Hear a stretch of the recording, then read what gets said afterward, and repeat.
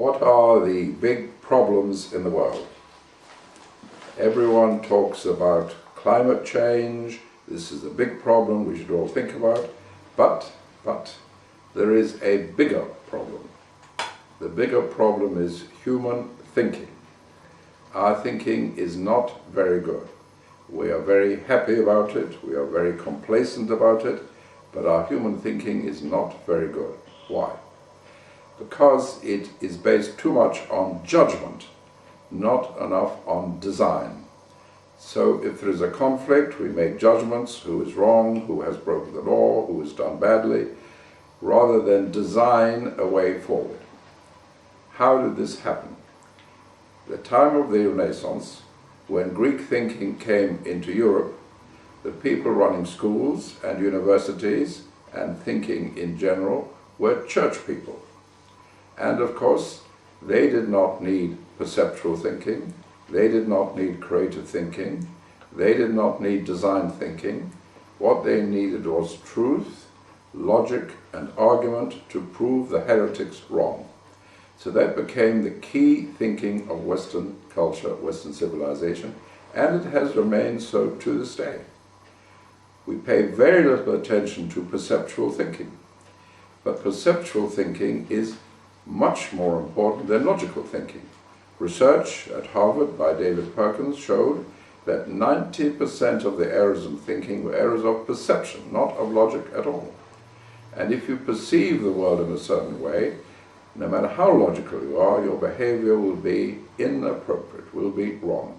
Perception is very important. In fact, it is even worse than that, because there is a mathematical theorem, Gödel's theorem, which states that from within any situation, you can never logically prove the starting points. So it doesn't matter how logical you can never prove your starting points. So what are those starting points? Arbitrary perceptions. So no matter how logical you think you are, it all depends on your perception. So perception, perceptual thinking, very important, very neglected. That's why I have programs in different countries around the world teaching perceptual thinking in schools and so on. And in some countries, by law, it is in every school. Then there is design thinking. Design is how you put together what you have to deliver the value that you want. It is constructive. It is not judgmental. It is saying we are moving towards value. We are creating value. Judgment tries to find the truth. Design creates the value. And that again is very neglected in education. Design thinking. We believe design is only for architects and graphic designers and furniture designers. Design is for everyone. It is just as important as analysis. We produce value through design, putting together what we have to deliver the values we want. Then there is creative thinking. Creative thinking is a mathematical necessity, because as information comes in over time, we put it together in a way that makes sense at the moment. But in the future, when some other information comes along, we may need to go back and restructure everything and put things together in a new way. There's a mathematical need for creativity.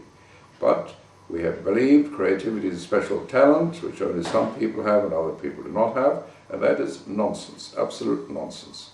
Creativity is a skill which everyone can learn. That is why I designed the techniques of lateral thinking. They are based on understanding of the brain as a self-organizing system which makes patterns. All patterning systems are asymmetric, and from that we get both the need for lateral thinking and the techniques of lateral thinking.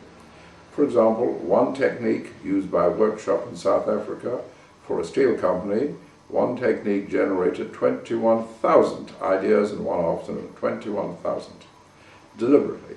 Now, you could sit around, wait for ideas, you could brainstorm, you would never generate 21,000 ideas in one afternoon. So these are processes which can be learned, practiced and used. So what I'm saying is our thinking is not as good as we believe it to be. We believe it to be excellent because we can get to the moon and so on. In technical areas our thinking is good.